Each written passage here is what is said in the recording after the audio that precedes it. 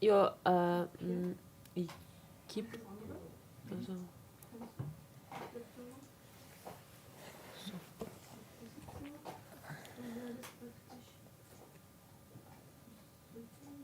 Aber es ist eh kein Audio. Es ist kein Audio da.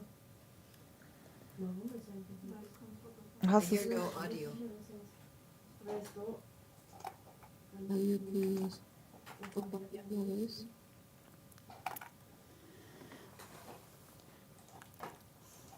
Who's that?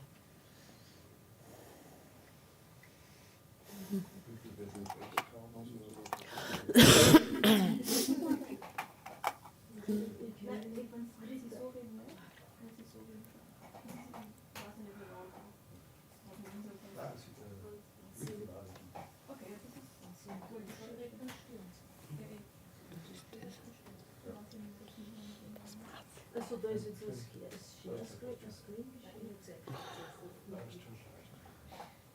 Gabi, was ist mit dem Browser? Ich habe da den Direct-Link geschickt. Ich habe ja einen Browser offen gehabt, aber es ist einfach.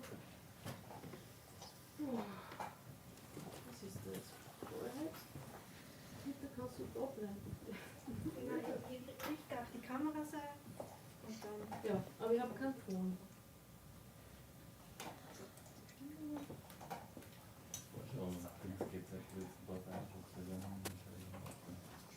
Aber wo ist jetzt das zweite Video?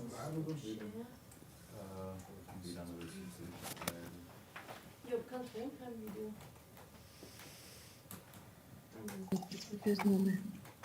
Aber dann werden wir nie reden, oder?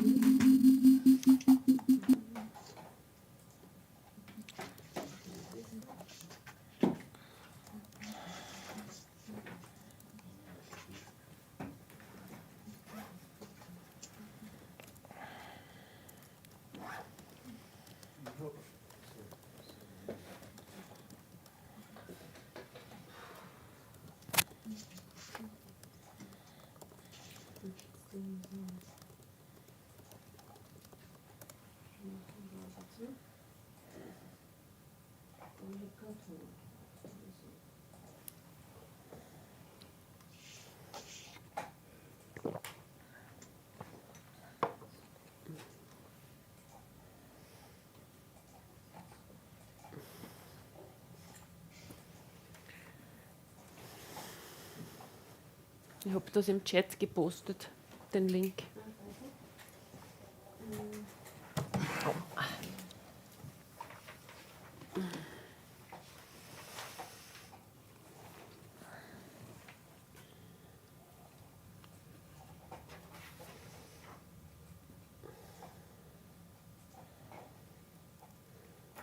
Muss ich für das Video sharen bei mir den Ton unmuten? Wahrscheinlich. Aber wenn ich ihn unmute, Dann her, jo, ist da. Du musst, wenn du scherst, fragst du normal welchen Ton. Und dann musst du jetzt. Das haben wir doch gestern alles Das haben wir gemacht. gestern gemacht. Das haben wir doch gestern alles gemacht. Und dann brauchst du eigentlich, kannst du gemutet bleiben.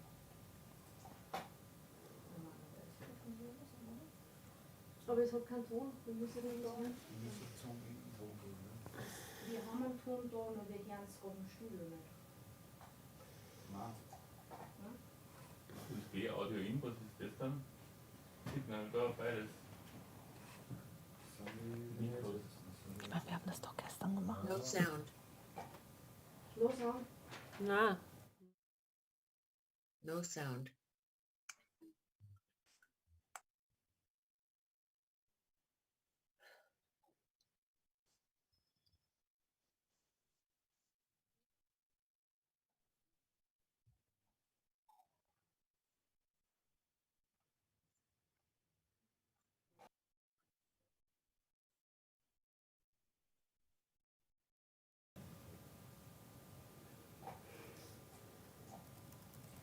Können die das selber sharen, notfalls?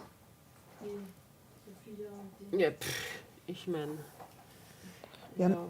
aber wieso? Gestern ging's doch. Ja.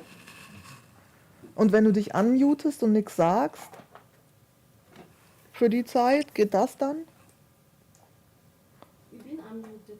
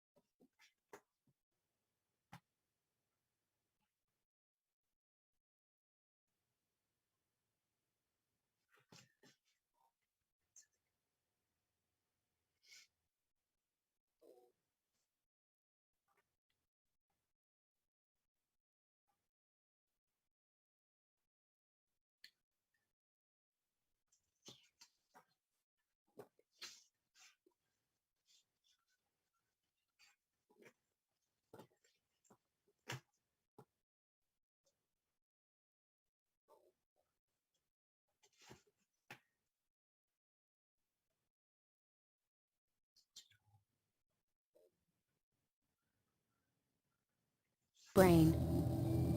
There we go.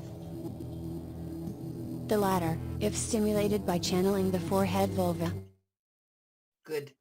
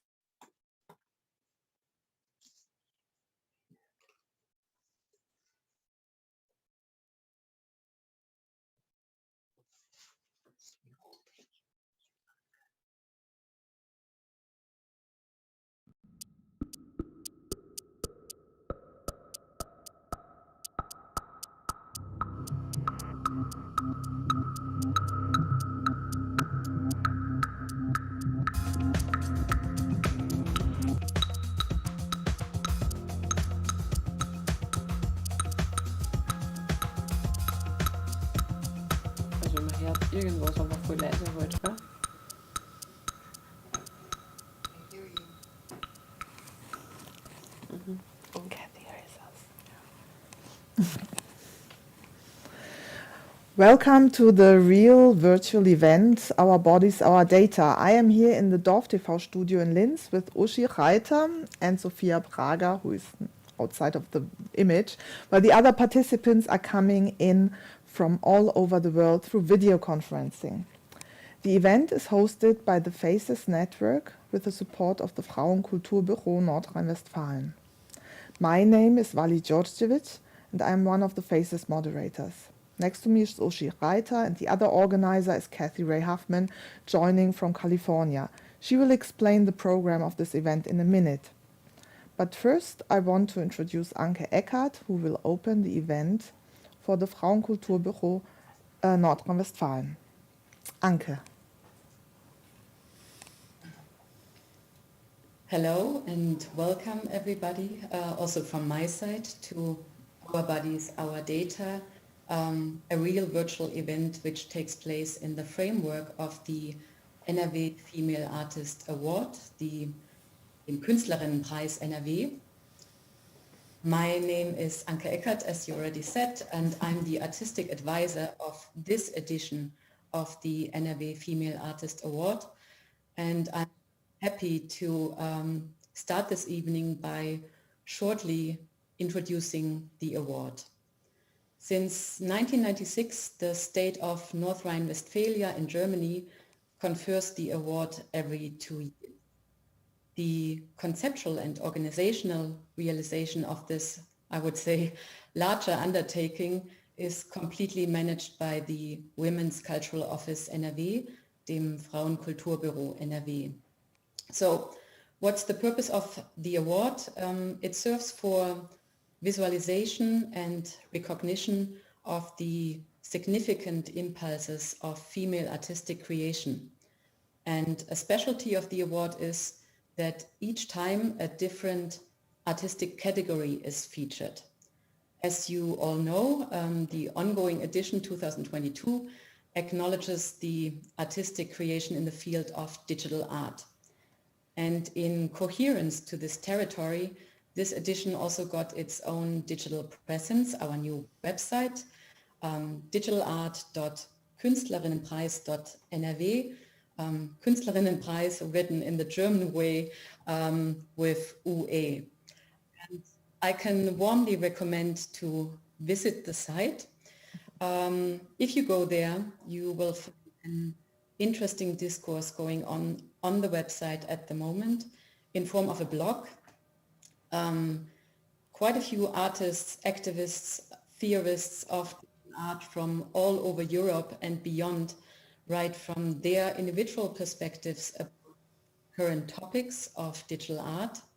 And every 2 weeks, a new article is published. So please have a look. And now back to the award. The award ceremony of this edition, NRW Female Artist Award in Digital Art, will take place in the beginning of next year. We are very happy to herewith announce the ceremony in form of a live event that will happen on 18th of February in 2022 at the K21, K21 in Düsseldorf. So please also join us there. We are looking forward to your participation. In addition to the award money, the two selected artists, one of the main award and the other one of the promotional award, are offered to realize an exhibition of their works on the website of the award also next year. So there's more to look forward to. And yes, coming to an end, allow me to say a few final words about tonight's event. Traditionally, the Women's Cultural Office, Frauenkulturbüro NRW, flanks the award with events that deal with the, I would say, living and working situation of female artists in the respective category. And this is also the case with tonight's hybrid online event, Our Bodies, Our Data. My big thank you goes to Vali Djordjevic, Kathy Ray Huffman, And Uschi Reiter, you are all, as you said, co-hosts of the Faces Network, and you are the ones who made this event possible, conceptually as well as in terms of implementation. Another big thank you goes to the artists, activists, and theorists from the Faces Network and beyond, all of you who contribute to tonight's event. So great that you are involved. Last but not least, I want to welcome the community. Thank you everybody for your participation tonight. And now I finish, and I wish us all an interesting evening. Thank you. Kathy now wants to introduce a bit, tell us a bit how this evening will run. Hi, everyone. Warm greetings to all of our artists and participants. I'm Kathy Ray Huffman, co-founder of the Faces Network, and as it's been said, co-organizer of this online event. I'm an independent curator who has focused on media art and its powerful influence on art and culture since the late 1970s. We want to thank you, Anka, and the Frauenkultur Bureau for the ongoing support you have given to women artists over the years. And your invitation to Faces to bring attention to the work of women media artists today is one that we're really proud to present. So Our Bodies, Our Data, a real virtual event, is organized, as Vali explained, by Vali Georgievich, Uschi Reiter, and myself. Along with Diana McCarty, who is in Berlin, we co-founded and co-moderate the Faces online community. Faces was initiated in 1997 during those early optimistic years of internet as a practical way to stay in touch with the then few like-minded women who were navigating digital spaces. Today, Faces is comprised of about 500 or so women and those who identify as women who represent the various fields of media, new and old. It is international, it is intergenerational, and it is very supportive on many levels. It is a network that shares opportunities and ideas online and in person when it's possible. Our inspiration as organizers comes directly from today's artists who choose to take control of their body and their data using digital media to explore these important topics. We have commissioned 2 short video works, around 5 minutes each, that address these concerns. They will premiere in a few minutes. We have also invited 7 respondents. They are artists, curators, academics, who will offer their expertise on our topic and the new videos. We guarantee that they will inspire lively discussion. But now, I quickly want to explain how our event, Our Bodies, Our Data, will run. Our program today will be in 2 parts. Part 1 is the topic, Our Body. Sofia Braga will screen her new work, Forehead Vulva Channeling Research. Afterwards, 3 respondents will present their commentary, followed by a short Q&A. Part 2 will have the same format, but will be concerned about our second half of the topic, Our Data. For this section, Charlotte Eifler will premiere her new work, The Pattern Thieves. Then 3 respondents will present their remarks, followed by a short Q&A. In summary, Nancy Buchanan in LA will comment on the commissioned video work, which will open a general discussion from viewers and participants. Before we proceed, I want to give our heartfelt acknowledgement to the technical team who is making this event work. Uschi Reiter is the guiding the technical process. She's directed the nonprofit cultural organization Servas.at, which has supported the mailing list Faces since 2001. Dorf TV, Austria's first open channel, is programming 24/7.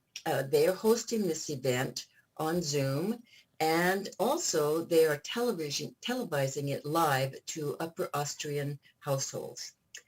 Dorf TV is directed by Gabrielle Keplinger, who has worked many years with media art projects.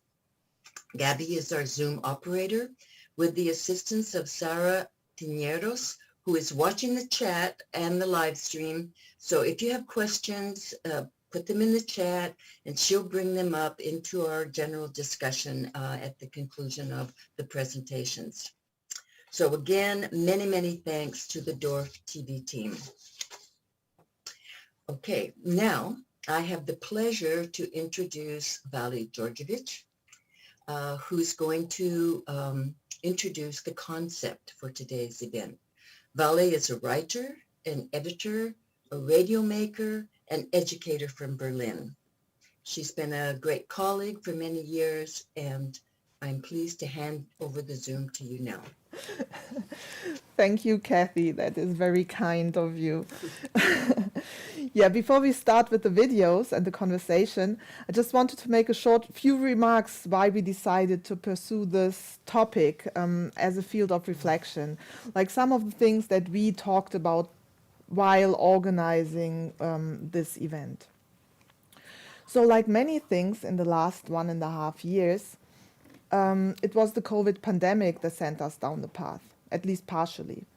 How can you ignore the elephant in the room that changed everyday life of billions of people around the globe? Our bodies were subjected to a regime that was unknown as of yet, at least in our lifespan. We were asked not to meet in person. Home office mandates, virtual meetings, online lectures became the new normal.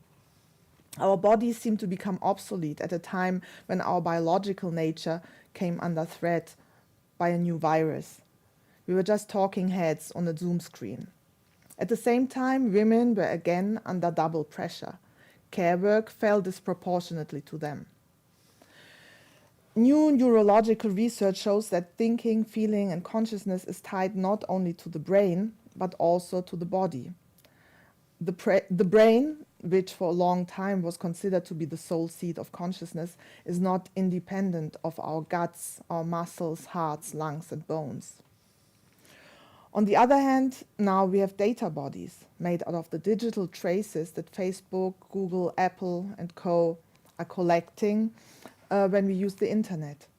What we read and see, what we buy and watch, when we press like, when we comment, where we spend our money, and much more. Our digital life is tracked and measured. We are targeted not as individuals, but as part of a group, according to age, income, location. Sometimes these digital profiles know more about us than we do. Our digital bodies don't belong to us. They belong to private companies that keep this information for themselves to monetize and influence us.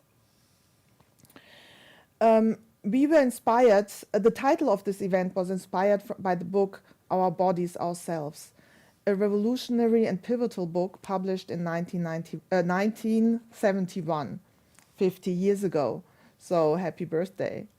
It demystified women's bodies at a significant moment in history as a response to the growing women's liberation movement.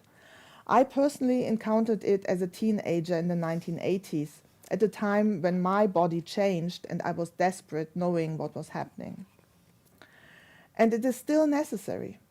We not only need to know more about the digital bodies that belong to someone else, but also to develop a better relationship to our physical bodies. Studies show how the female body is still considered an unknown entity. This is true not only in medicine and science, where drugs are often only tested on white men, ignoring that different bodies can react differently to the same substance, but also for many people with vulvas and vaginas. In a British study where women were asked to point out the vagina in a model, half of them didn't know where it was. On the other hand, the bodies of black and brown women are still subjected to a system of subjugation where their bodies are used and discarded, not only in developing countries, but also here in the industrialized world. What digital feminism from the 1990s on strives to achieve, starting with authors like Donna Haraway or artists like VNS Matrix, is thinking the natural body and the artificial body together as something that is not distinct or contradictory, but chimeric and hybrid. And even the natural is dis- and reassembled as a cyborg. This is the self feminists must code, says Donna Haraway. So maybe it is no accident that feminist art and thinking takes place in collectives, not least we here as the Faces community. I want to end with a quote from VNS Matrix from the Cyber Feminist Manifesto for the 21st Century, which was written in 1991.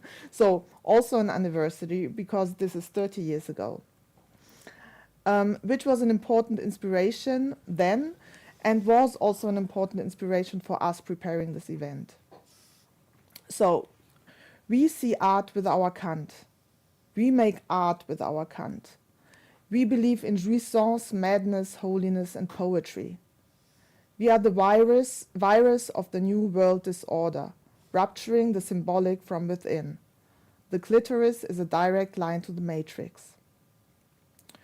So in this sense, we will start with our evening examining the body today.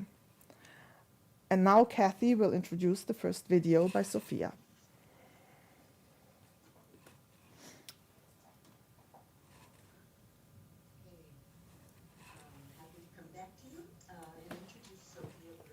Who was born in Parma, Italy in 1991. She is now based in Linz.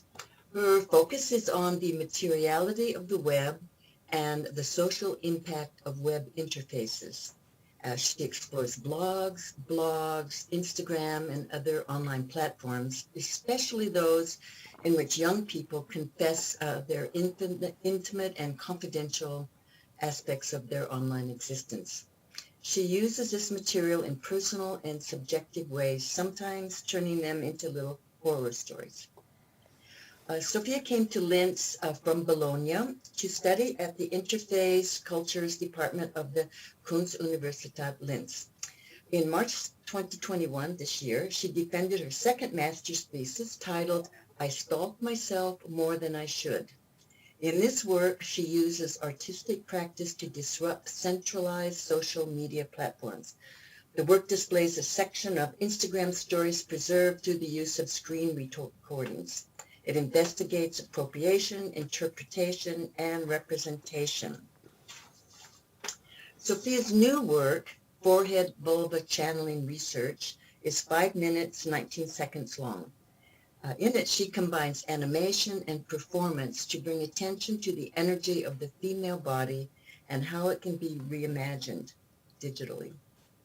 Sophia draws from historical references, both spiritual and artistic, as she questions female sensuality and power.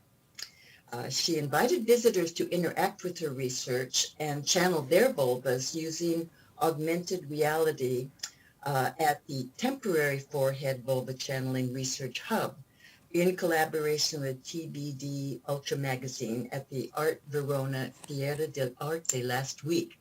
And watching the documentation on Facebook, it looked really fun and a great experience for all. So I hand it over to Sophia if you would like to say anything before we start your work.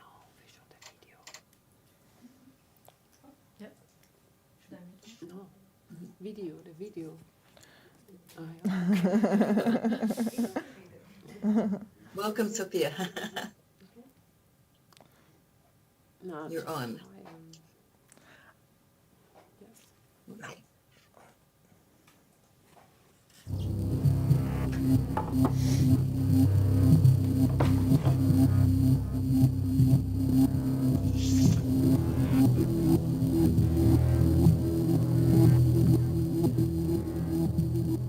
Welcome to the Forehead Vulva Channeling Research. I am Sophia and I will be your guide through this video, where you will discover what the forehead vulva is, its history, learn how to open it and use its power. Let's start.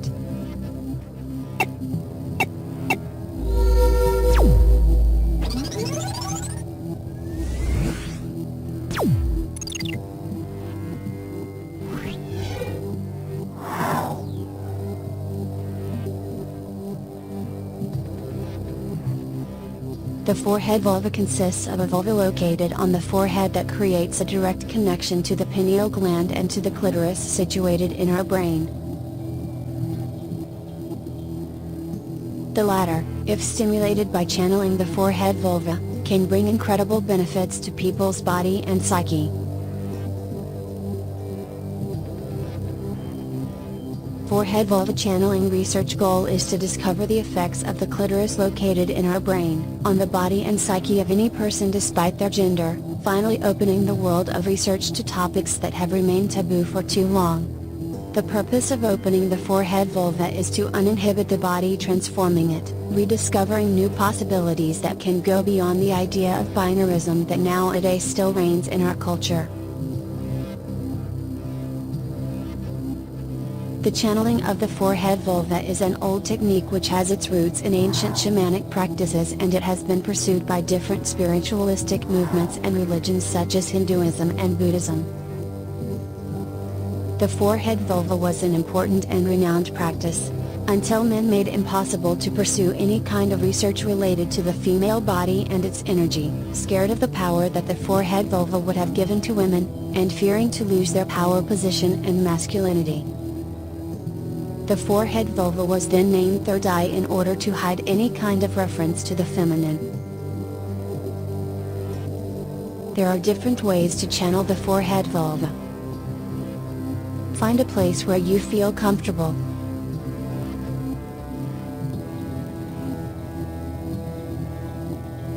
Inhale and exhale. Listen to the signs that your body is giving to you. Touch your body and rediscover it. Give attention to that areas that you would usually ignore. This practice can take long, don't rush it, take your time to reach that moment when you will feel a slight tingling sensation on your forehead. If you feel like you can use tools to help yourself, we highly recommend an air pulse technology that stimulates by using intense pressure waves without direct contact. This is extremely helpful for the channeling, especially during the first sessions. Take your time. By practicing, you will discover what it works for you. We have also created special AR face filters, for those that can't focus or can't take their eyes off the screen and social media. Open the filter and look at yourself with your augmented reality forehead vulva or clitoris. Focus on your forehead. Focus on that feeling of tingling. Keep this position until you feel ready to leave the platform. You don't need to take pictures or videos, but think about the reason why you cannot detach from that specific platform. When you feel ready, you can turn off your phone and continue the practice without devices. The channeling of the forehead vulva can bring several benefits such as awareness, intuition, self-confidence, creativity, powerful orgasms, female ejaculation, sensitivity, mindfulness, relaxation, assertiveness, and many more.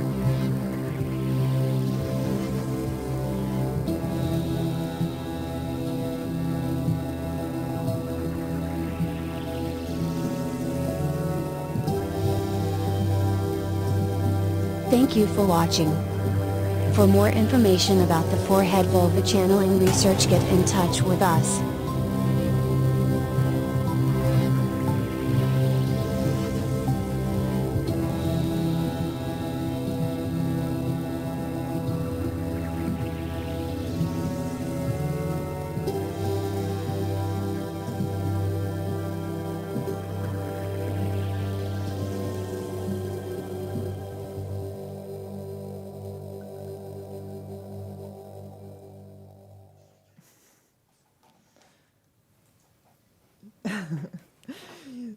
Sophia is now next to me. Thank you, Sophia, for this great video. I already feel my forehead vulva developing, and I definitely want to work on it. I'm glad. And thank you actually for inviting me to take part to this event. For me, it was a great moment also to reflect more on this research, because as Katie already mentioned before, it started as an augmented reality project. It was a face filter that I tried to upload on Instagram, and in the beginning was a project about censorship and stigma within social media platform, but in general, a stigma that it's still here in 2021. And so I thought it was an important topic to work on, but also is a stigma that it's still there in the scientific research, as you also were saying. And I think that, in my opinion, we still live in a world that it's designed for white men, and there are still many, many things that are not talked about. And yes, that's why I decided to make it a research that looks somehow scientific. So also the topic, the main topic, it's about transformation. And this for me was like, I started dealing with this topic last year during the pandemic, because I realized within my flat in quarantine, I start really feeling my body differently. And that's also why I made, the first project was a horror movie, short movie for Instagram stories, where my body was transforming and was changing. And also in that video, and also in the forehead vulva channeling research, transformation is not just something physical or visible, but can be also something within ourselves, like that it's not shown and other people cannot see, but it's for instance, start feeling new parts of your body, or start feeling something that you didn't feel before. For instance, I always make the example of the powerful orgasm, because it's, in my opinion, it's a way to know your body better and being aware of yourself. Okay. Yeah. Thank you. I now want to introduce the respondents, and maybe later we can talk more, and they will probably also have questions to it. So we have 3 respondents for this part: Mikala Hildig-Dahl, Ala Mitrifanova, and Anna Bromley. I'm going to shortly introduce all 3 of them, and then they can present in uninterrupted. So if you want to know more about them, but also about Sophia and Charlotte, go to our website, faces-l.net. You have all the bios and all the links to all our participants tonight there. So Mikala Hildig-Dahl is an artist and curator based in Berlin, Cairo, and The Hague, and she examines visual cultures through video and text-based interventions. The next one will be Ala Mitrofanova. She's the founder of the Russian cyber-feminist community. She's an art critic, a media philosopher, a media art curator, and eminent feminist scholar, and lives in St. Petersburg. And last but not least, Anna Bromley is an artist, curator, and radio host. Her interest is aimed at breaches and interruptions in representative ways of speaking and talking.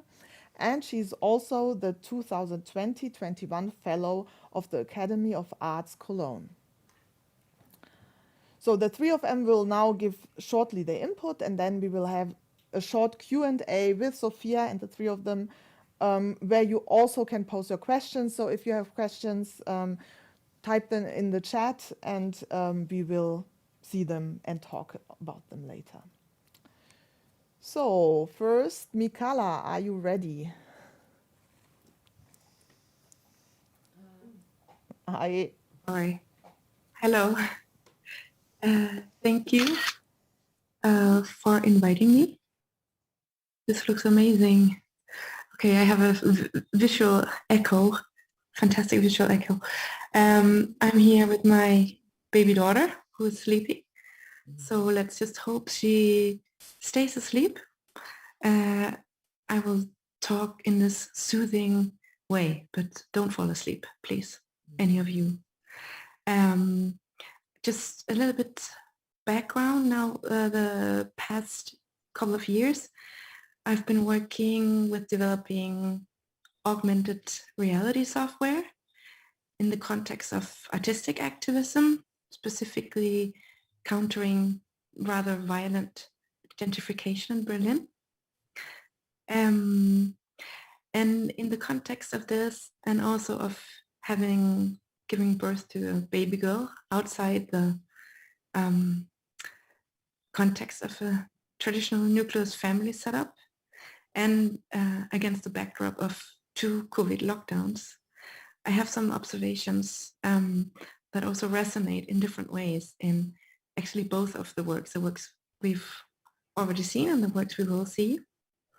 And as you mentioned before, COVID-19 certainly brought about a huge shift in our relations, pushing them much faster and much further into the digital sphere than I think anyone had imagined would happen so recently.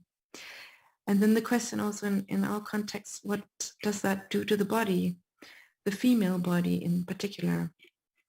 What we have seen is a huge rise in domestic violence.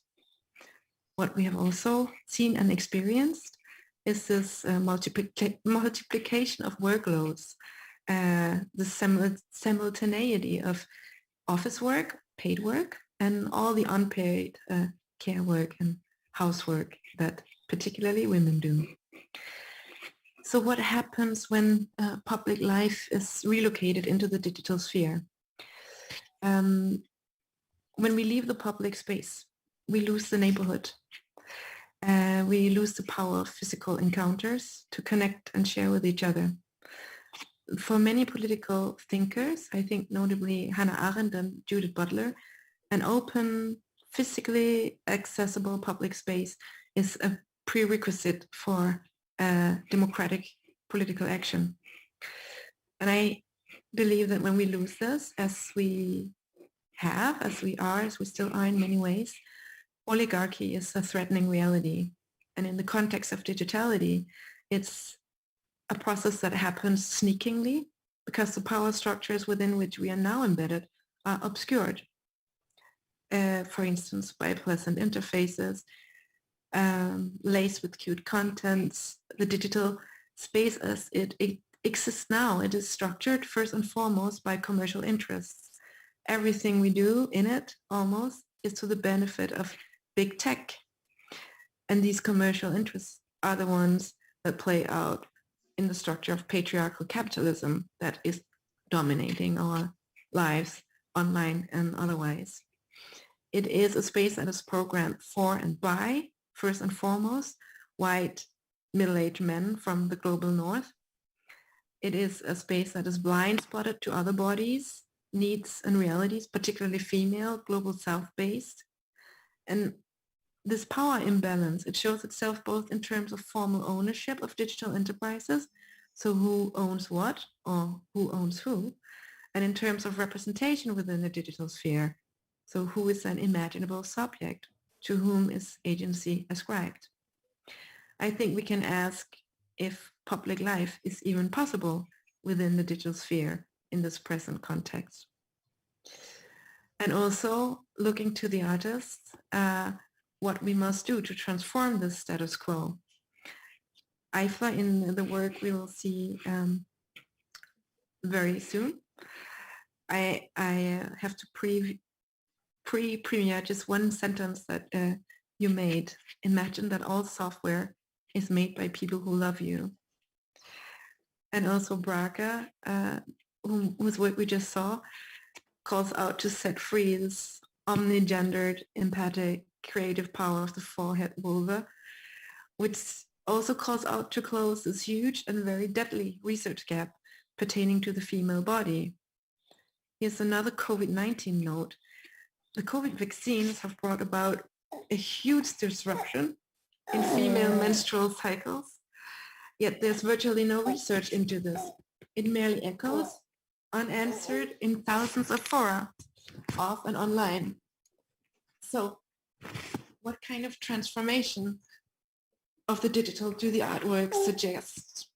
And I think here we enter a place that is utopian, but also within our grasp. We challenge and break the dominant forms of representation until dominance ceases to be a meaningful concept in the field of representation. We create new software and platforms that are motivated by social concerns and rooted in solidarity until dominance ceases to be a meaningful concept within the sphere of the digital. And I would also add, but I might be alone here, if we can imagine that a resistance within the sphere of the digital also embeds a resistance towards the sphere of the digital, a refusal to make screens our primary meeting places, to return to and maintain public space as a place where bodies meet in alliance. This is a little input from me and Liva in this place. Thank you a lot, Mikaela. And yeah, I think it's also very poignant that Liva was with you here. So great. The next one will be, and we will talk about, I think, a lot of the issues later.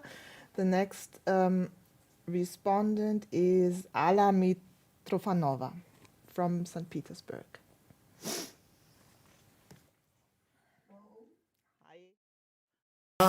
So welcome to Cyber Feminist World. And I prepared two short theses. One is historical and one is theoretical.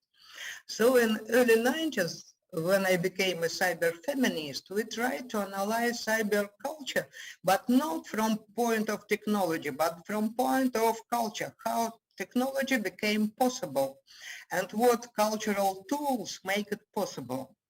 And one of the most testing questions was in it, how the concept of body was transformed to be used as data. So we know that body is not passive over determinate nature. Body is not an ascription of power and language on our bodies.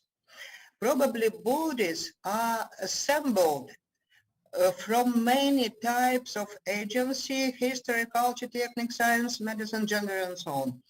In that time in Russia, we had an electronic journal, Virtual Anatomy, for research how bodies organized in different cultures, why they are marked differently, why they have different organs, for example, Tibetan, European, and so on, different medicines. In the same time, in England, Sadie Plum did a conference on virtual body, seduced and abandoned. So question was, what is body and how it is flexible and uncertain in history, in culture, in technique, in science, and so on. So what to do with such situation and how to analyze it? And I propose two ways. I'm not able to describe, but I could mark ways. So if paradigm shift produce another type of embodiment, so we have to go to the problem of measuring how culture measure our bodies. So how data became a concept and how data became meaning and how it is installed into discourse, into relationships, into narrative. So measurement was brilliantly questioned and philosophically conceptualized by Karen Barad. She is an American physicist, feminist philosopher, and she did it on the base of quantum ontology, quantum physics, and the feminist analysis of practice of becoming. As we know from Simone de Beauvoir, women are not born, one is becoming woman. And Karen Barad shows how technology, meanings, and materiality produce embodiment in physics and expand this logic on politics, medicine, so on reality. So we have not pre-installed reality, but reality which is in process of self-production with our included agencies. And another way I would take from French philosopher Catherine Malabou in her last year book, Erased Pleasure, Clitoris, and Thinking. She developed political aspects of anatomy. Her thesis is that anatomy and politics hardly correlate. The assembly of new anatomical organs require new registers of perceptions, meanings, politics. That leads to changes in social model and political demands. Concerning clitor, it's reshaping female sexuality, family politics, pleasure, violence, including state violence, and artwork which we discuss explore the concept of measurement, correlation data and bodies, assembling new organs, and cultural and political effects of what we have. So we are not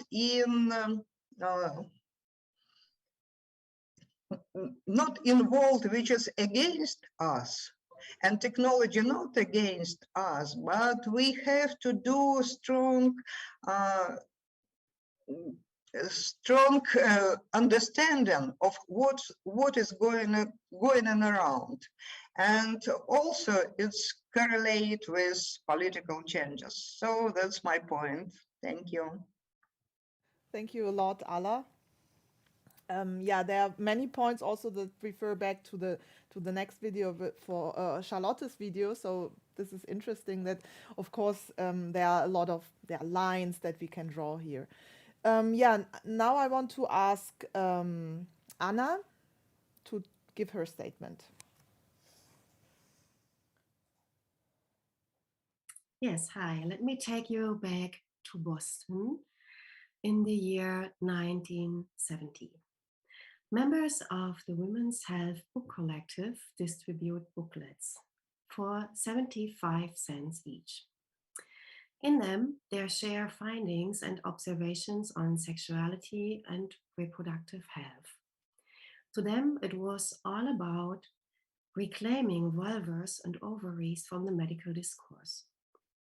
Could they have known that their booklet, Our Bodies, Ourselves, would become internationally known? In the book, I read that since every woman has a body, every woman is going to want this book. This sounds obvious, but to what extent do we actually have a body? Within various feminist approaches, bodies are seen as places and effects of cultural inscriptions.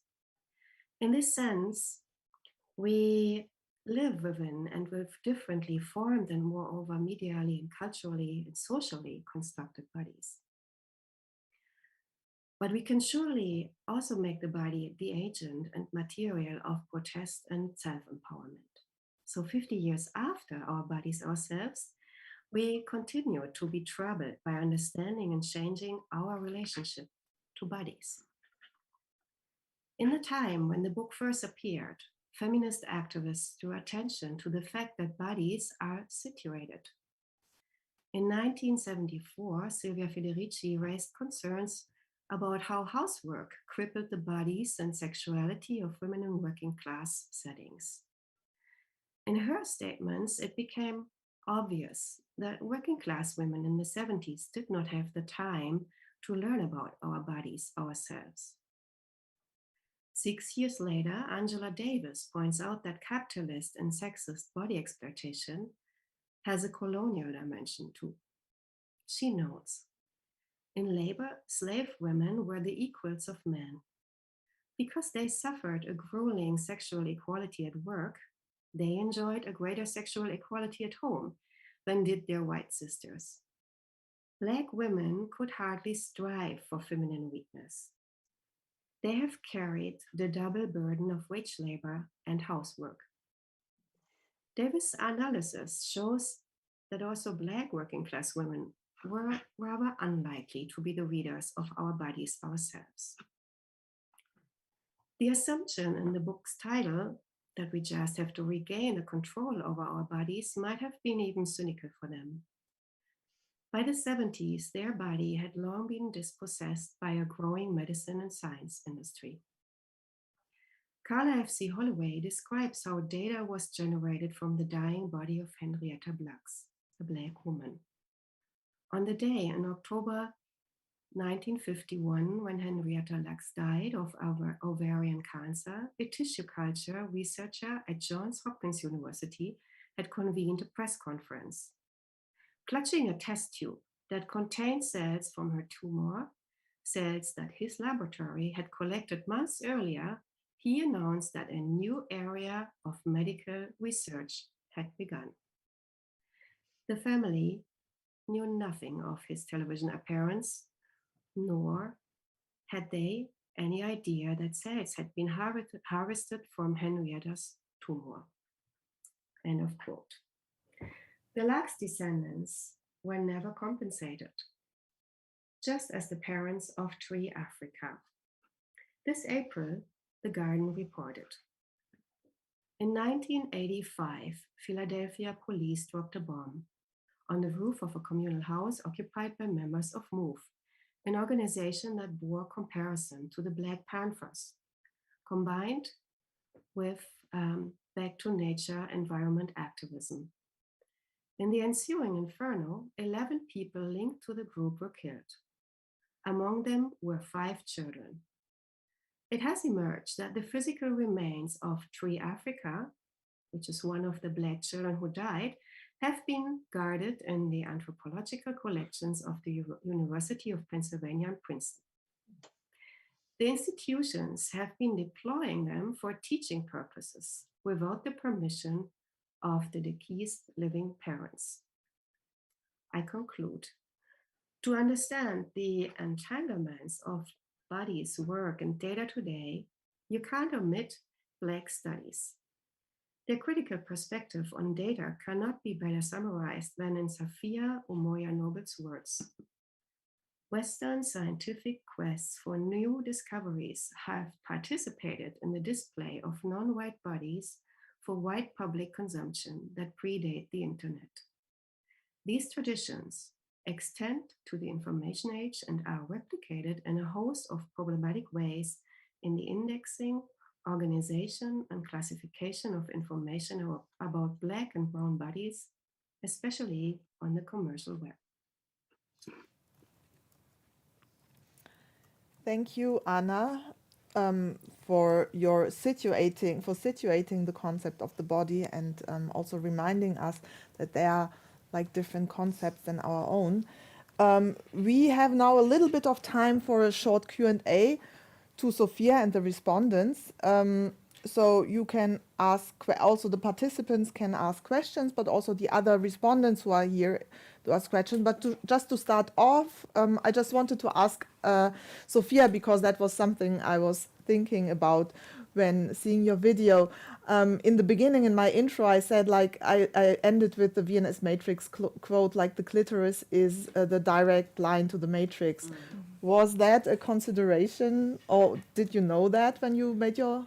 Actually, that was not, I didn't thought about that, but Ushi already told me about that, so it was something that I knew about.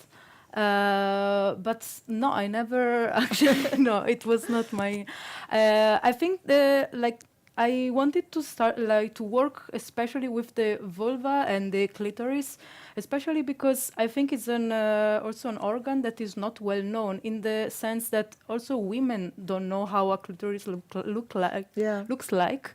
And me myself, a few years ago, I realized I didn't really know so well how everything was structured, and I used to call the vulva vagina, as I think most of the people. And for me, it's really weird because, I mean, I went also to a scientific high school, so we studied the body and everything, but we never really focused on that specifically.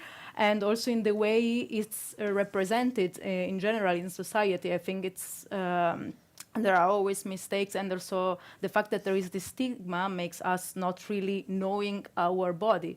And I realize that like young generations, like even younger than me, they are a bit more open on the topic. But I realized that when I was like younger teenagers, there were somehow always some sort of taboo that as a female, somehow I didn't feel comfortable to talk about masturbation, for instance, while my male friends, and I was always surrounded by many friends, they would normally talk about it without any problems. And few years ago, actually not many, like 3 years ago, the topic, we were talking about masturbation with a group of people, and I said, yeah, when I masturbate, and a guy laughed. And I was like, why are you laughing? What's funny? Like, everybody do it. So, and that for me was also like the beginning of a point, because I was in a group of people that studied art. So it's like not really people that they study, they are not narrow-minded. So I think, okay, if there is a problem even here, I think this is a really important topic that we have to talk about. That was so definitely. I wanted to buy. There is a shop in Berlin that sells 3D models of a clitoris, and I wanted to buy one and bring it here, but I didn't manage to go there. It would be nice to have a clit here. But I also would like to say something, maybe. Yes. I follow you since some time, and I would be interested. I mean, you are using like social media very much, and you use the aesthetics of Instagram, which is basically used for like this beauty stuff, and so I don't know how many followers you are having meanwhile, but I would be interested if you get some interesting discourse out of this kind of social media Instagram platform.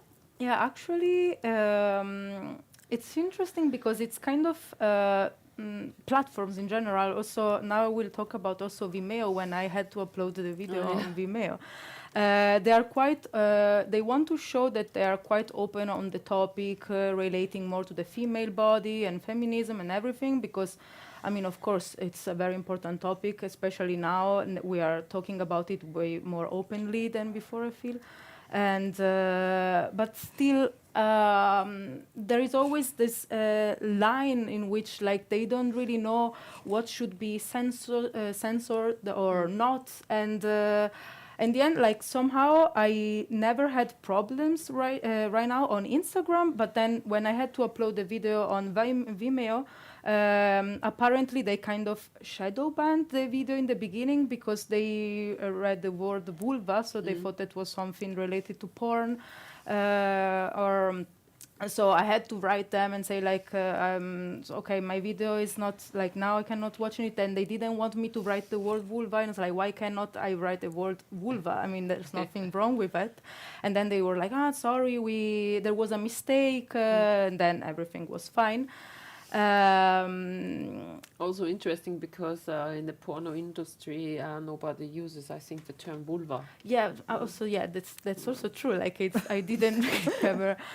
But yeah, I mean, I think also in social media, also on Instagram, actually, the people, like, I have a niche. Like, people that follows me are actually people that they are interested in the topic. So unfortunately, I'm not reaching a broader audience as much as I would like. So a different audience, but it's a very specific audience. And this, I think, is the problems of social media. You're not talking to everybody. Like, you're just talking to these niche that are the people that are interested in what you're doing. While what I liked fact, it was like last week I was in Art Verona, which is this art fair in Italy, and that was interesting because there was an audience that was definitely different from the one that I have on social media. So there was, for instance, the old man curator that, what is that? And then, of course, there were the TBD Ultra magazine that they were working at the stand, and they were performing because they were actually telling people this is an actual real research. And so then there was this old man that they made like some sort of sexist jokes or something that was not really funny.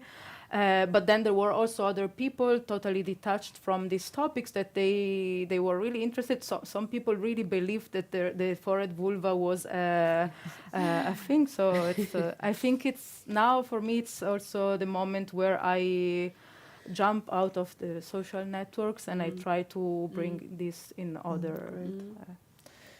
Yeah, maybe.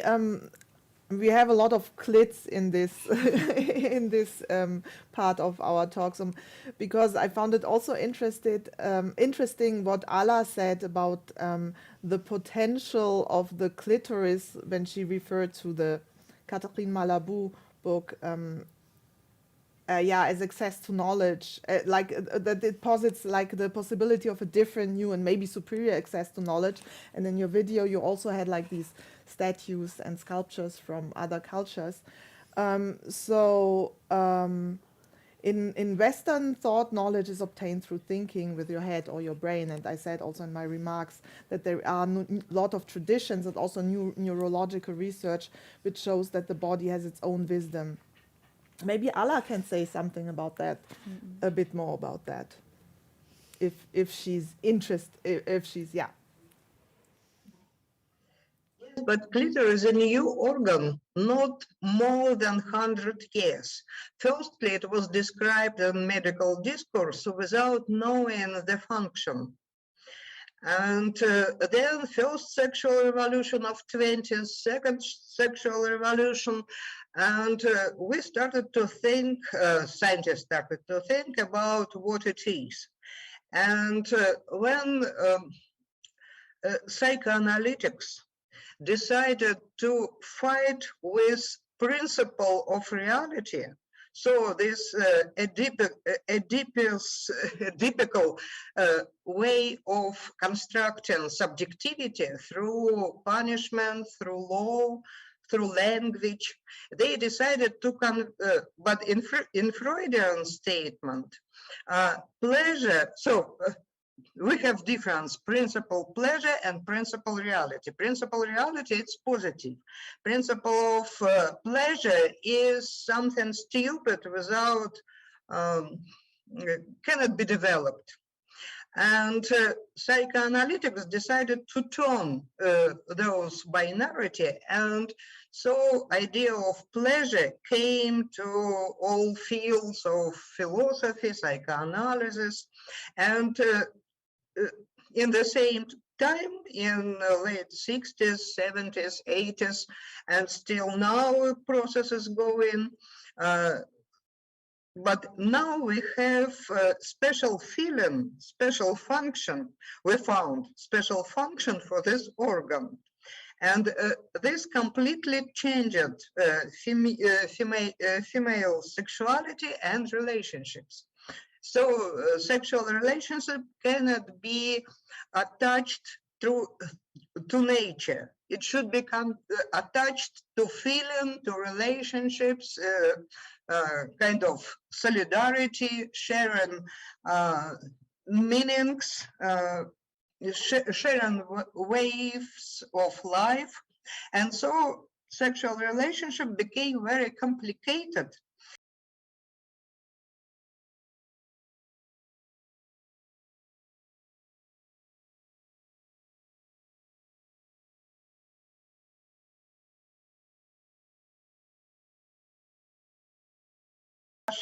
So how to rebuild tender relationships, including in it different kind of pleasure.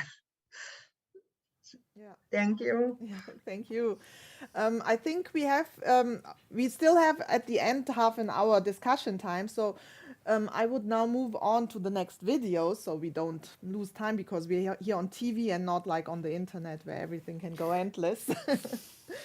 So yeah, Kathy, can you introduce Charlotte and Charlotte's video, and then we see the video and then yeah, go over to the respondents.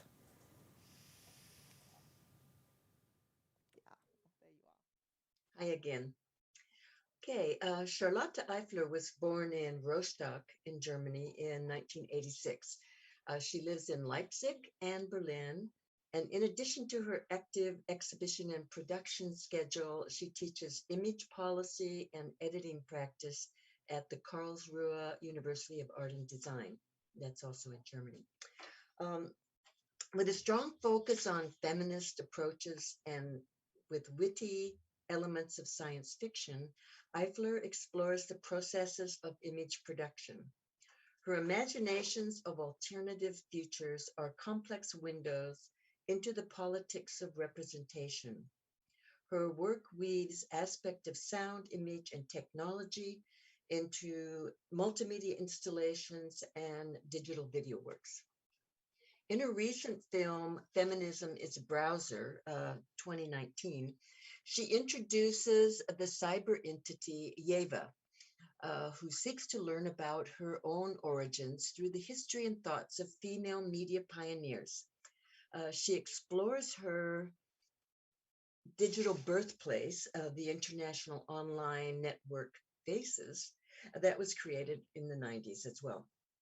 In this essayistic documentary, her physical mothers explain their feminist perspectives on the future of the internet, giving her a grounding and new view on herself. This work has been shown widely in Germany and also internationally at media art and film festivals. Charlotte has an MA in Theater and Media Studies and an MFA in Visual Arts. She studied at the Hochschule für Grafik und Buchkunst in Leipzig, at the Kunstakademie Düsseldorf, and at the UDK Berlin.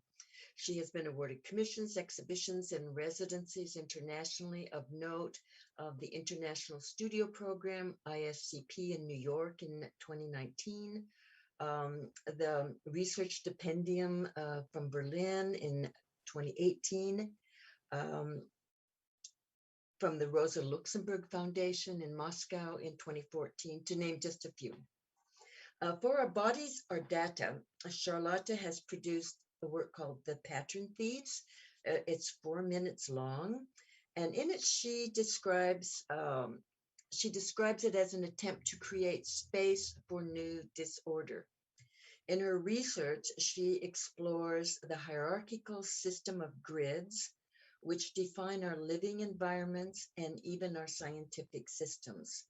She observes, and I quote, "Once gridded, there is little space for prostuality and ambiguity," end quote. There is much to contemplate in her approach to this data system and how it even dominates the relationship between men and women. So now we can watch The Pattern Thieves. Gabi's turn.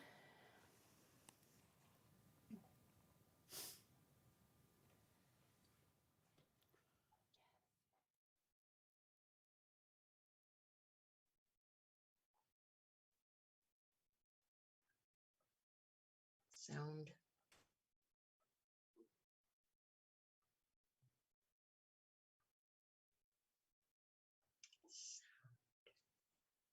Sound. Let's start over and have some sound. We'll start over, yeah. I think that's the usual online thing that the sound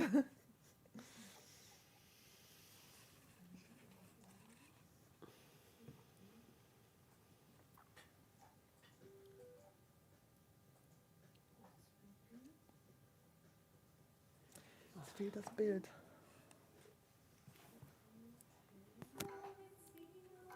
Fangen wir mal von Anfang an.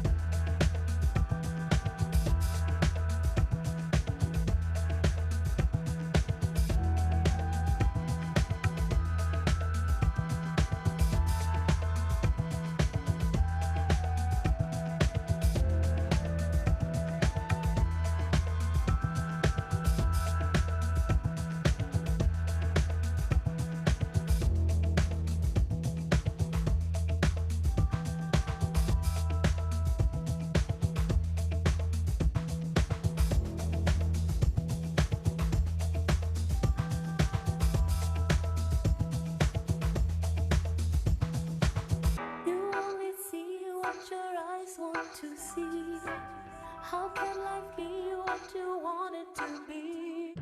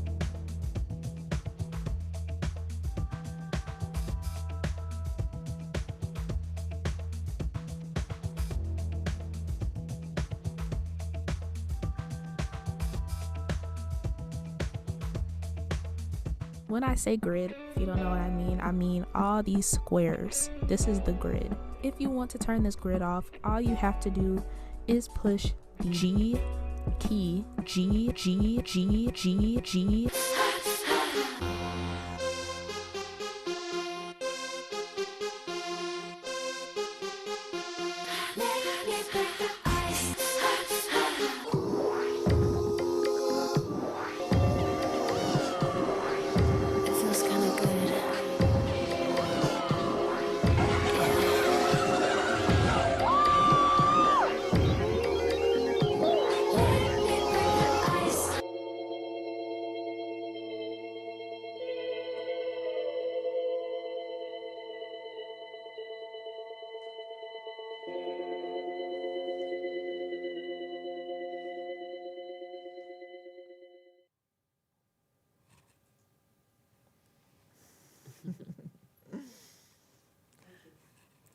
Thank you, Charlotte, for this thought-provoking and layered and dense piece.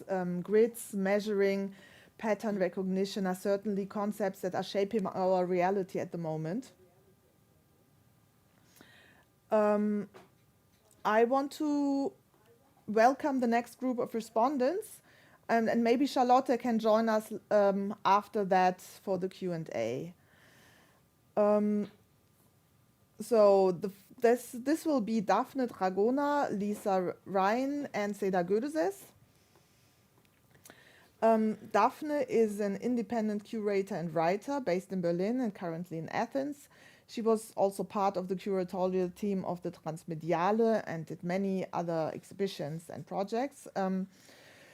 Lisa is an artist, researcher, and designer based in Berlin. Their master's thesis deals with the social-cultural implications of the computational, dirty computers.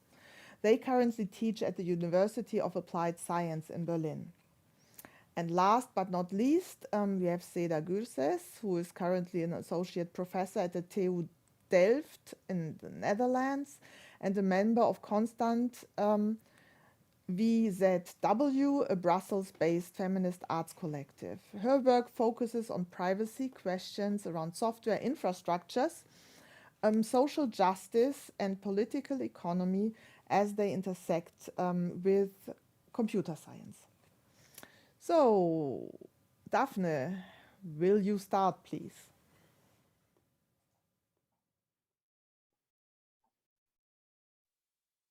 Okay. Yeah, hello, and a big thanks, first of all, to Vali, Kathy, Ushi, and all the team for this beautiful invitation. Congratulations also to both Sophie and Charlotte for their inspiring and thought-provoking works. And now, going to my response. So, regarding the work of Charlotte that we just watched, I would like to refer to a couple of points that the work made me think of, made me remember of, and maybe reflect upon, and while also taking in mind the overall topic of the event. The first thing that I would like to refer to is the relation of a physical body to data. And I found very interesting how this manifests in the video and how real physical female bodies appear and move vividly in relation to digitally represented grids flowing in the space. Now, are these bodies also meant to be data bodies? I had to ask myself.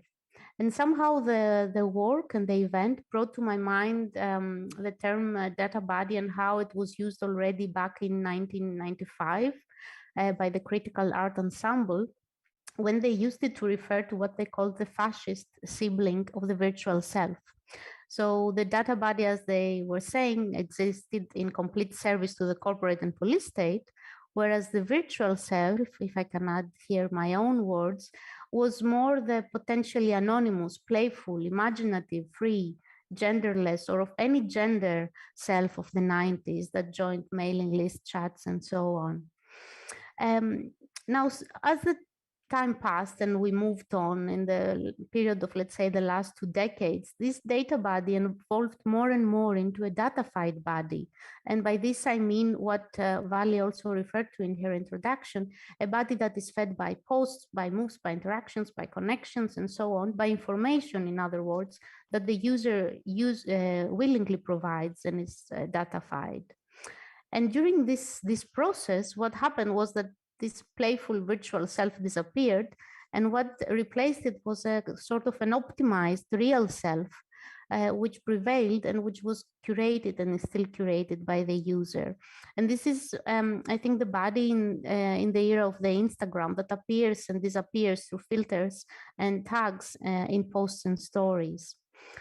The second point that I would like to refer to is the idea of the grid, which in Charlotte's video mostly appears as, in my opinion, as a captivating infrastructure, that helps processes of identification, commodification, and surveillance for one's body.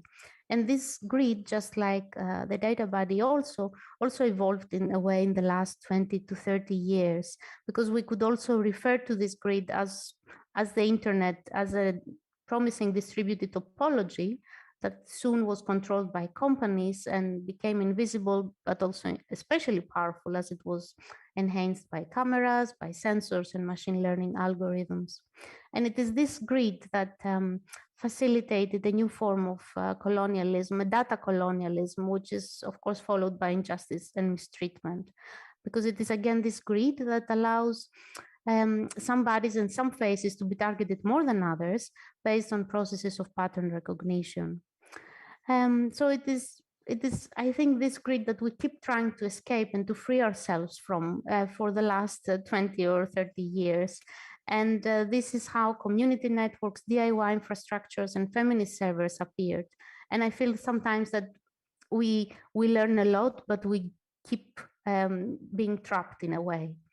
And in Charlotte's work, I found a dynamic and melancholic tone at the same time, which I found very powerful. Thinking, can we really become thieves of the grid and embrace dismeasure and disorder? Can we steal patterns in order to oppose not only the logic of the grid, but also the processes of recognition and identification, which are found in pattern recognition systems? And this brings me to my last point, which is like, which are at the end the infrastructures that we want? Which are the technologies that we want? And there is this beautiful line that also Michaela mentioned in Charlotte's video about a software built by the ones that love you. And I think this is in a way a call for what we could call an affective infrastructure, a topology that the social and the technological come together, but are based on connections that are based on desire, that are based on care, on acknowledgement of each other's differences. And I think what became clear after the pandemic, and there were quite some references already to the period, is that we realized that we need networks that are primarily affective, real, honest, heterogeneous, and multiple, and that we need technologies that can build, restore, and maintain bonds. And at the same time, we also need networks of friendship, of solidarity, that exactly can help us confront the injustices and the power asymmetries of the existing grids. And I think that these are networks and infrastructures where bodies and not data bodies count and matter. And maybe if I could add something, what we need to steal back is the drive, the energy, and the desire to collectively build these communities, technologies, and networks. Thank you. That was beautiful, and yeah, definitely something we have to discuss and talk about later. The next one is Lisa, who will give her statement to the for the video. Where are you, Lisa? Screen quickly. Okay, should be this one.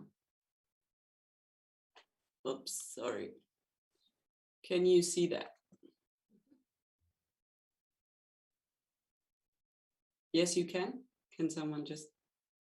It's a dark screen. Oh, okay. So you don't see the first sentence of the. I saw it briefly and then it disappeared. Okay, why is that? There you go. Now you see it? Yes. Yeah, there you go. Okay, great. So thank you, Sofia Braga and Charlotte Eifler, for your inspiring media artworks. When I read the description of this event, of the event we are currently at, I noticed the following. I need a feminism that does not limit itself to the female body. I need a feminism that reveals how the female body itself is an invention of the grid, of the security net for state order, of the digital grid that won't allow nuances or ambiguities, where 1 is 1 and 0 is 0, and in between there is nothing. Quote, while we thought that we were marking the F on the form, in fact, the F was marking itself on us. So I know that unfortunately we still need the F many times because some of us are made into the F on the grid, and that's usually not a good thing. And in order to reveal how bad it can be to be put into the F box, it still seems unavoidable to point out the injustice and discrimination F is facing. Yet, we should remember that our ultimate aim was never to simply improve the conditions of the F, but to abandon the grid itself. So I want to invite you to overcome the category that has so brutally marked itself on some of us. I want to invite you to slide into the holes of the grid.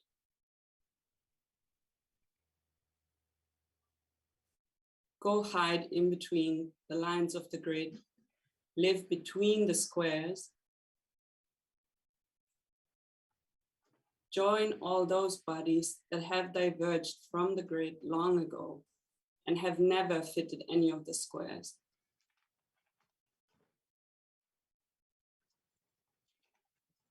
The bodies that have always been, I quote, code problems on the grid of C3I.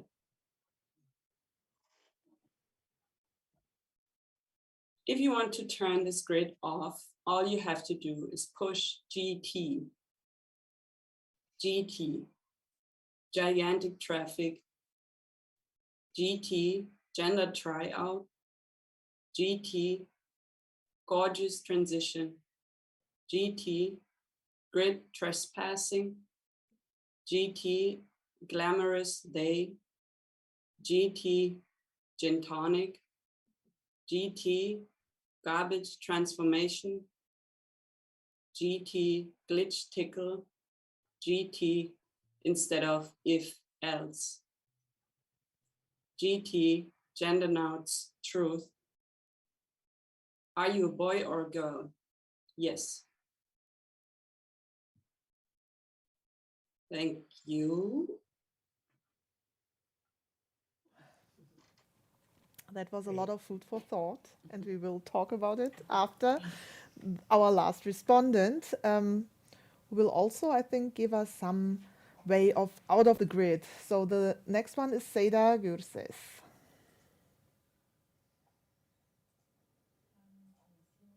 Yeah, you are there. Hi, everyone. Thanks, first of all, to FACES for 20 years of work for making this space possible.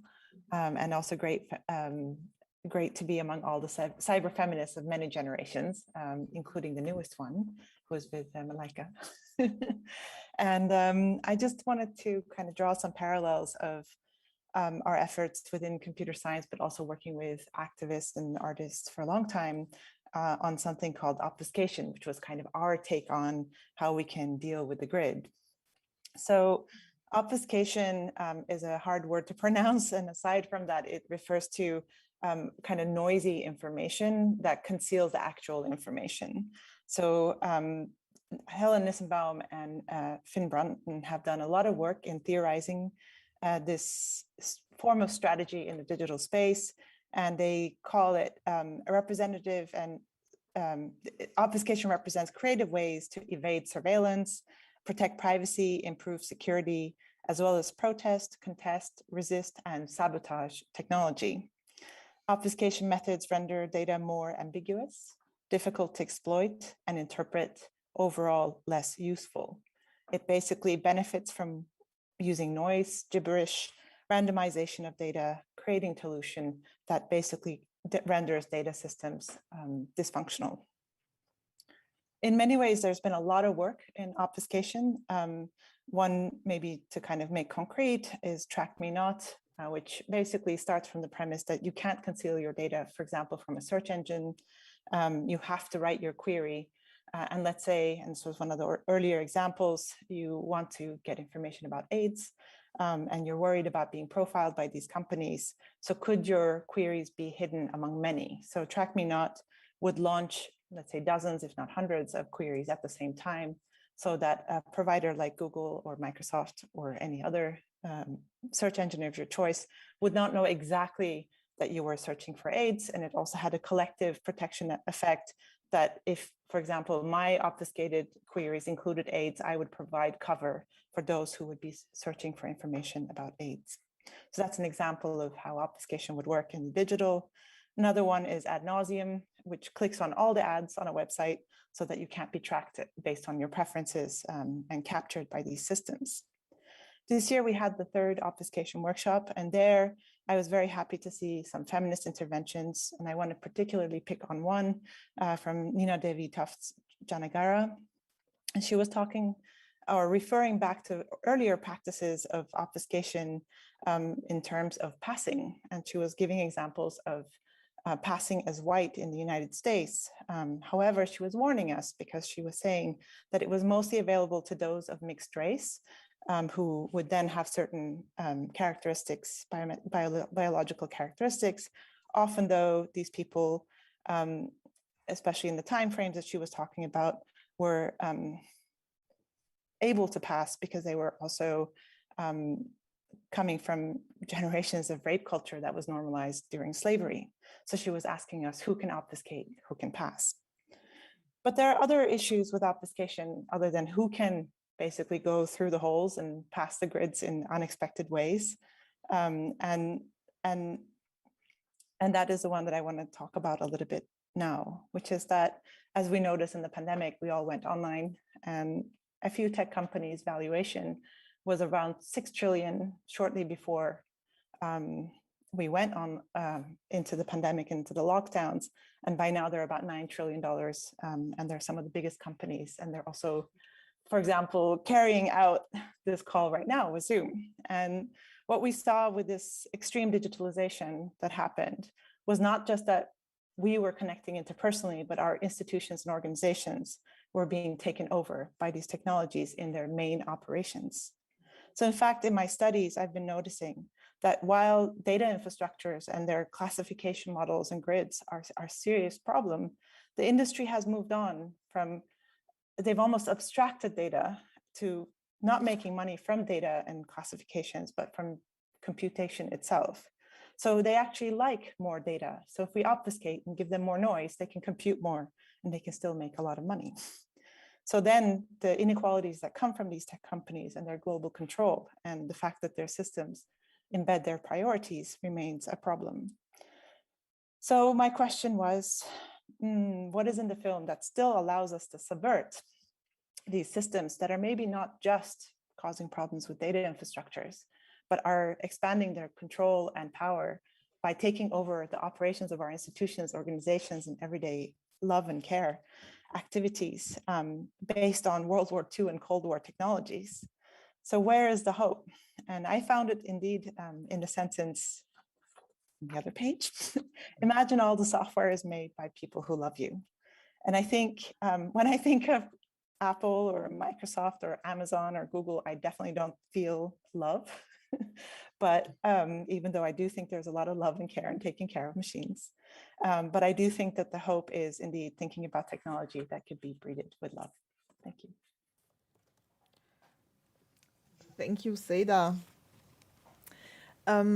Yeah, thank you for all your thoughtful inputs. That was very enlightening. Charlotte, maybe Charlotte can join us now and maybe say something about this line that a lot of people have been mentioning until now, this imagine if software was made by people who love you. That would be interesting how you interpret it or what it means for you, to you in the context.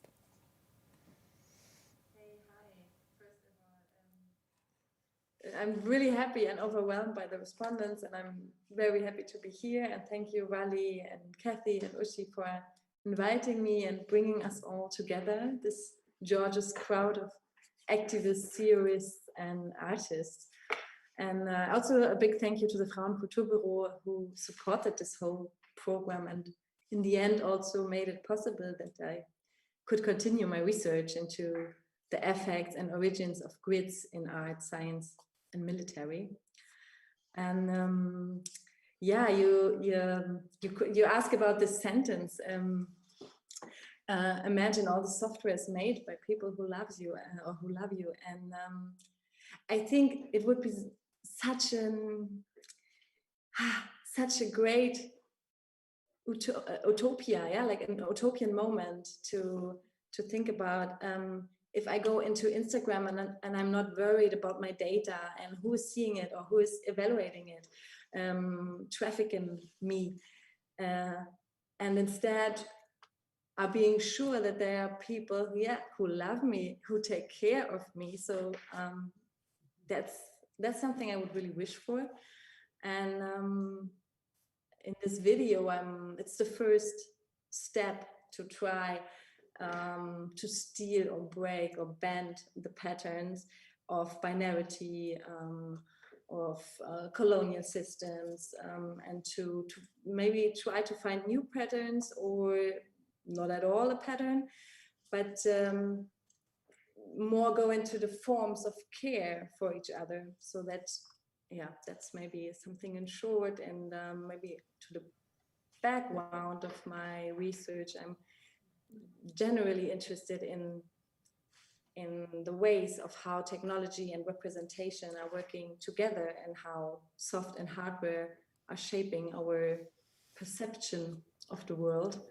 And since nearly every technology is coming out of military, starting centuries ago with the measurement, as also Allah mentioned, of the soil and the land, dividing that land, creating national states, the logic of the grid comes very handy within that, within its purpose, or with its purpose of efficiency, binarity, and mostly designed within a colonial male setting. And all those patterns together, for me, form this concept which still underlies most programming today, to measure, classify, capture, and evaluate. And let's try to change that. Someone wrote some. Ah, no, Vali was writing something. Yeah. I can also say it, like, just raise your hand or write something in the chat so we see you want to say something, not just now, but also like afterwards in the discussion, because else we just don't see it. We don't know if you are alive, actually. So thank you, Charlotte. The video was really great and thought-provoking and really dense. So I made a lot of notes while watching it. But yeah, I like that everybody was like, so that the sentence really sprung out to so many people, and it is definitely yeah, you're onto something there, I think. I want to thank Elisa especially for this like great imagery of response. Was adding another deeper layer also, like, yeah, was really happy to watch that, and also to Daphne and Seda for the thoughts. Yeah, really happy about it. Maybe just like looking at the time, we would move on to the next part or the last part of our thing, because we just have 30 minutes left. Time flies. Nancy, yeah, Kathy, I give over to Kathy and Nancy, first Kathy, then Nancy, who will give a short response, and then we move on to the big Q&A and discussion. Okay, well, I gave you my intro to Nancy, so I'll try to recall it from memory. Nancy Buchanan is a multimedia artist. She lives in Los Angeles. She's been working with video and other media forms, but she started with video back when it was analog in the early 70s. She was also part of the Women's Building in Los Angeles, which was a very, very important community of women who supported one another, helped each other. Back then, video equipment just came on the market and nobody knew how to use it. So part of women's exploration of this media made it a really significant art form because they explored it deeply. It was a very personal, something they could work on privately. Today, Nancy works in many media. She has a gallery in Los Angeles that is really amazing, and I treasure her viewpoints a lot. So I turn it over to Nancy for her comments about the two videos. Okay, well, it's really an honor to be present with everyone, and I hope I'm not too boring. Adding just a few things that I was reminded of watching the videos. Both of the videos are very elegant, and they share a musical quality through movements of the performers and the use of the animated text. Sophia's piece, operating as a self-help program, encourages the viewers to connect with their forehead vulva. And as she says, various references to this spot or third eye are found throughout history. It's the site of one of the chakras, the source of consciousness. And I immediately thought of Linda Montano, who began 7 years of living art in 1984, engaging the 7 energy centers or chakras with their corresponding colors, sounds, glands, and psychic states. Every year of the performance was devoted to a different chakra, during which she wore only clothing of the color associated with it. Deep indigo blue is the color of the third eye chakra, or the 6th chakra. It evokes intuition, extrasensory perception, inner wisdom. And at the same time, she conducted monthly tarot sessions in the storefront window of the new museum in New York. And I'll try to put some of my references into the chat. Let's see if I can do that. Okay. Well, I may have to do that afterwards. Send them to us. Watching Sophia's activation process also reminded me of Sandy Stone, theorist, author, and performance artist. She underwent gender reassignment in 1974, and also she studied with Donna Haraway at UC Santa Cruz. She built her own computer in the early 1980s, taught herself programming, and became recognized as a computer expert. In a keynote performance at the Gender Bodies and Technology Conference in 2014, she discussed remapping the body, and she used the example of mapping her clitoris onto the palm of her left hand. This talk is archived with the performance beginning at about 35 minutes when she offered to masturbate to orgasm, and she invited the audience to add noise and celebrate this performance. Moving beyond binary divisions, indeed. In considering Charlotte's pattern thieves, we might remember that women first used the grid in weaving practices. And speaking of thieves, indigenous women in Guatemala brought suit against some fashion lines that had been using their designs without any compensation. The artist and sculptor Nora Chavusian has been working with a group in Guatemala, Trauma Textiles, a cooperative, and she incorporates small samples of their weavings within her sculptures, and she shares all her profits. Now, several prominent women artists used grids, especially the two Agneses. Agnes Martin developed a signature format in the 1960s, creating 6 by 6 foot painted canvases that were covered from edge to edge with pencil grids. And she drew her ideas from a mixture of Zen Buddhism and American transcendentalism. For her, she said painting was a world without objects, without interruptions or obstacle. It is to accept the necessity of going into a field of vision as you would cross an empty beach to look at the ocean. She recalled that when she first made a grid, she said, I happened to be thinking of the innocence of trees, and then the grid came into my mind, and I thought it represented innocence. There's also the artist Agnes Martin, who developed, who used the mapping grids from the globe and translated them onto exotic shapes like a hot dog, an upside down pyramid, and a donut. Finally, Chana Horowitz achieved belated recognition for her development of a notation system she called sonokinetography, which involved simple changing forms inside a grid that could be then used for music, dance, as well as it could be exhibited as visual art. So those are just some connections that occurred to me watching the work and thinking about these issues. Thanks. Yeah, thank you, Nancy. That was really interesting to kind of locate the work in history, and that we are not independent, but building on other works, other arts, other thinking in the past. We are moving. We have now 20 minutes, about 20 minutes for a general discussion with everyone.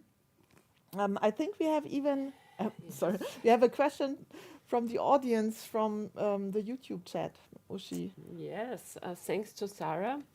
Erika Lincoln asked to all of the respondents, glad to read that others are thinking about measurement. How can we diverge from measurement? What would it look like? That's a very general question. Yeah, is someone who feels?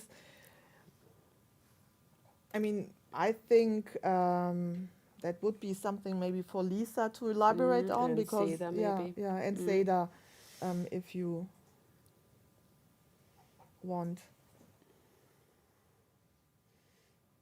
Maybe they didn't. Well, thanks for handing over this question.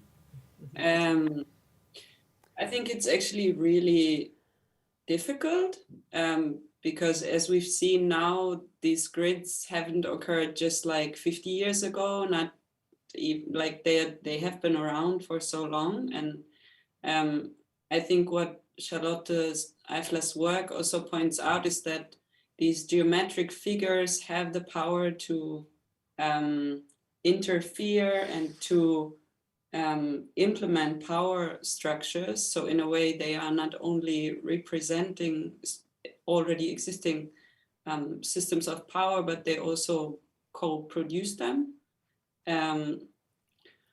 So how to get rid of them? I don't know, to be honest. Maybe someone else knows.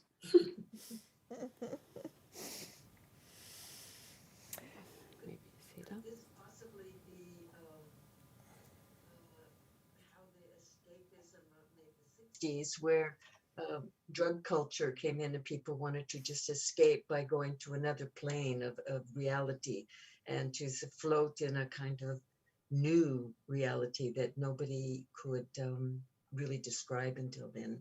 I mean, that was one way to escape this corporeal existence and rootedness to the earth. It's just a thought.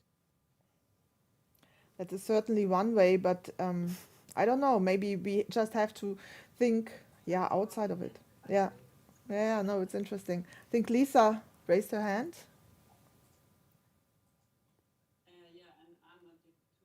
Oh, okay. I haven't seen Anna.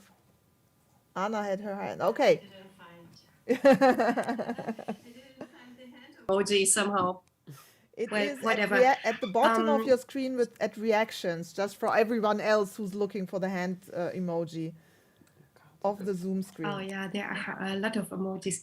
Whatever. I just wanted to comment on that question. I think it's an interesting and tricky question, and you know, as I try to point out in my contribution, I think it's important to think about economy systems.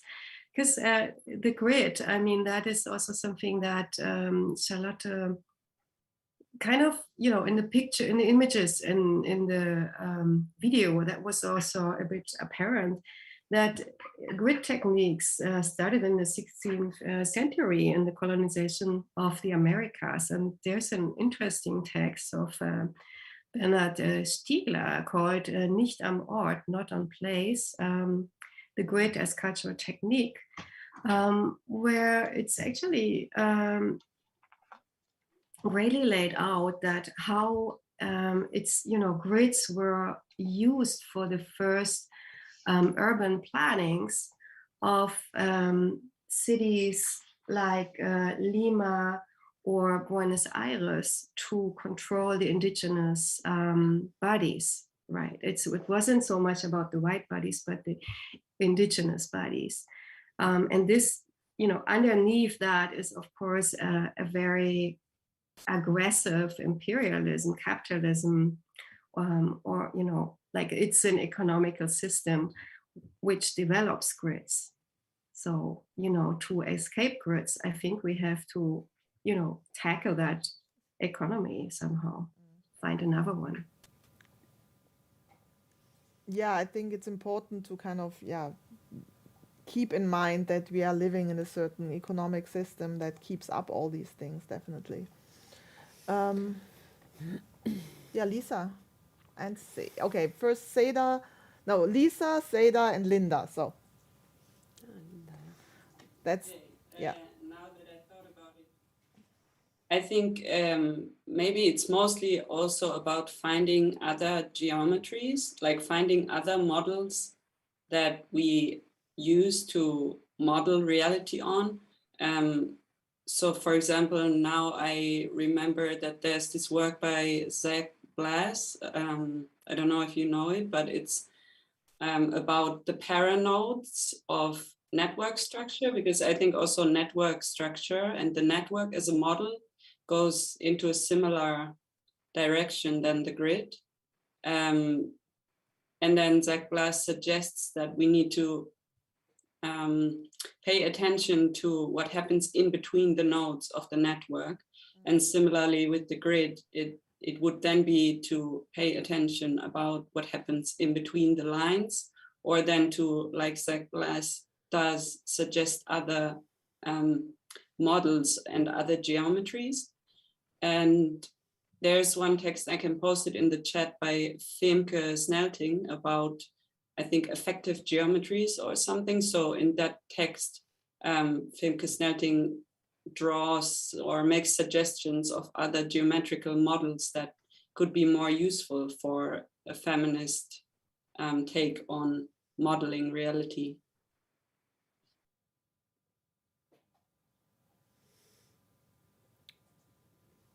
Linda, Yeah, thank or you. who's next? No, Seda, yeah. I think Seda is the next. Because I've spoken already. Oh, that was the order. I think it's fine. So now Seda? nobody speaks. All right. I'll do it. Okay. So yeah, I think as somebody who studied math and was fascinated with numbers, I didn't want to let go of measurement too quickly, and I wanted to follow with also some of Anna's thoughts, which is that I think there's questions about scale. Globalization was very much, and colonialism was very much kind of also logistical.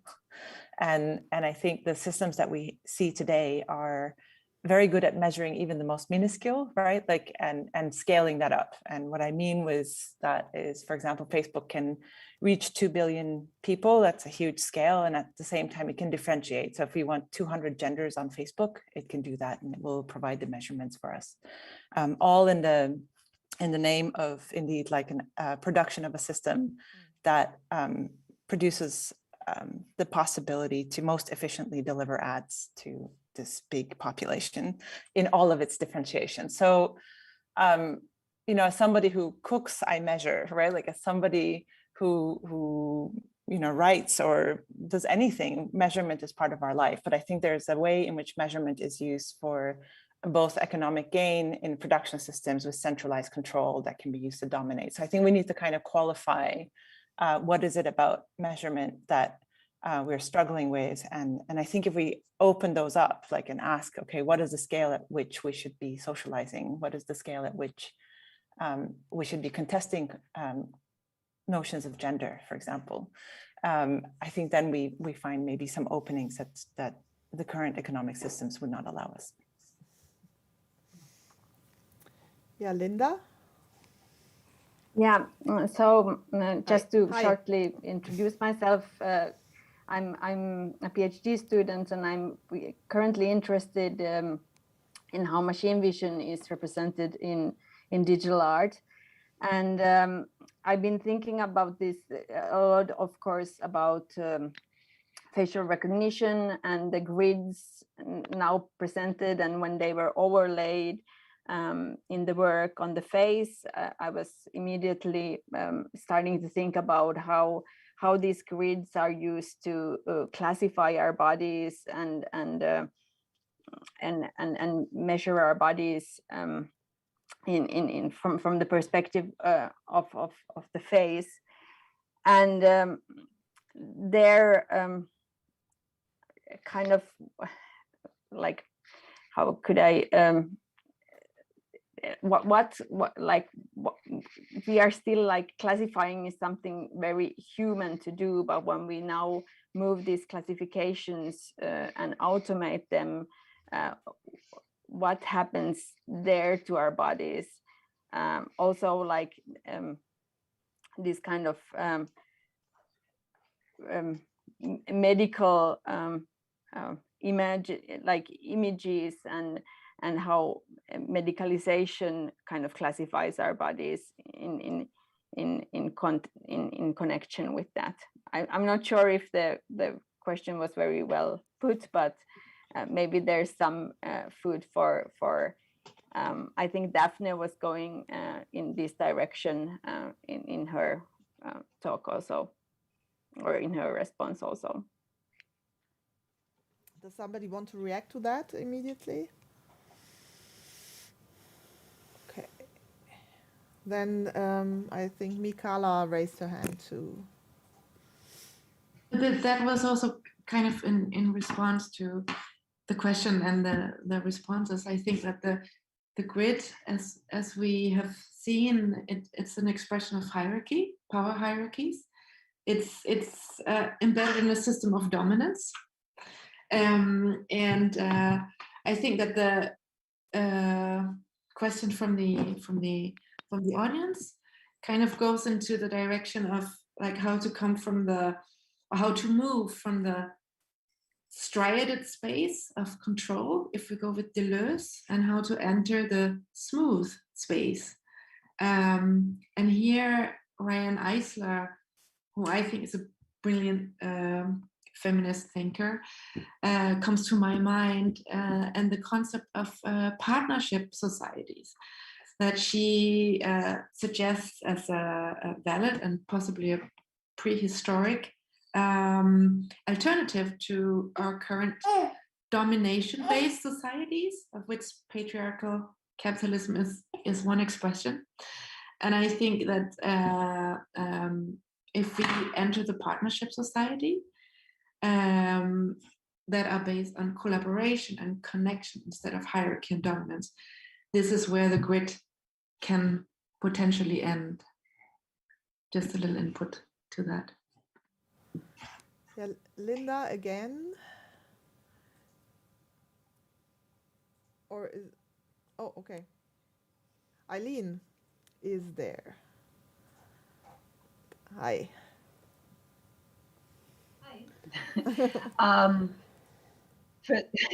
Yeah, I'm here too.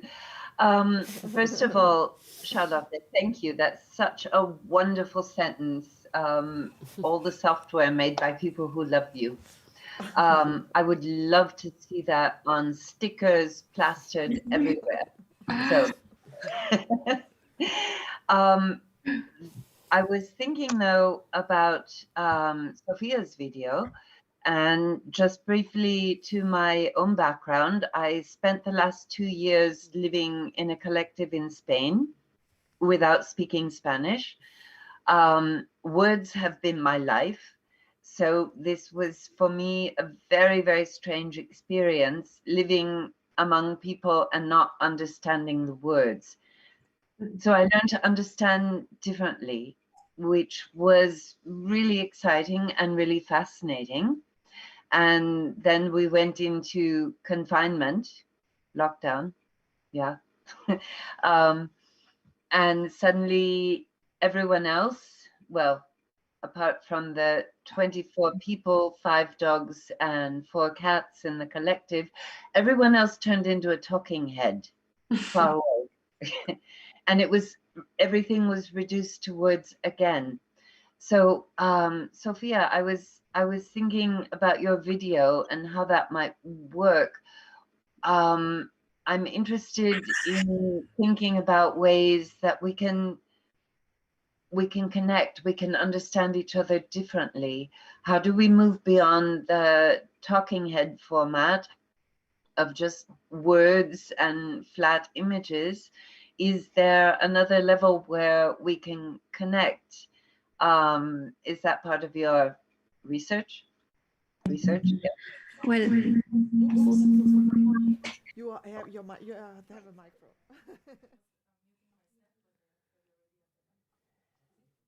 She's muted. Can you unmute her? Yeah. Okay, perfect.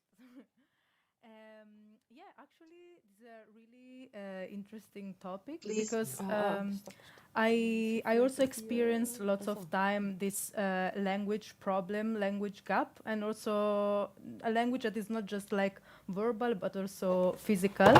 And so probably that's also why I started this research somehow, because I really would like that everybody, like every people, could kind of use this energy to also communicate and somehow to connect bodies in something that it goes like in something energetic, something that goes beyond also our grids, our structures, and every kind of structure.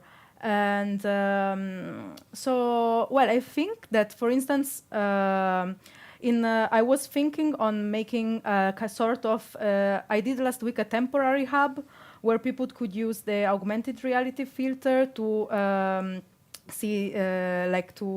channel the forehead vulva. But actually, I was thinking in a second step to also create some sorts of retreats where people can meet. And this retreat, in my vision, would be something just based on body language and somehow a way to connect without also without talking, like to create also some sort of something that everybody can relate to. And I mean, it's really difficult. I still have to think about it, but definitely the problem of not being able to communicate, I also felt it a lot, even before the lockdown and in general in my life. And I feel, especially for the female body, it's very difficult to be understood because somehow it was like historically we don't historically, men had the appropriate of the female body, and that's also why there is still a problematic when it comes to talk about it, because it feels that everybody, for instance, can say whatever they want about another body, especially when it's a female body or a body that it's not that is not in the terms of this normality that we think about. That of course it doesn't exist. It's also that is also agreed is a structure. So I don't know if I replied to the question. I just started to talk, but yes. Thank you. Yeah, thank you. We are actually really time-wise coming to an end here, unfortunately.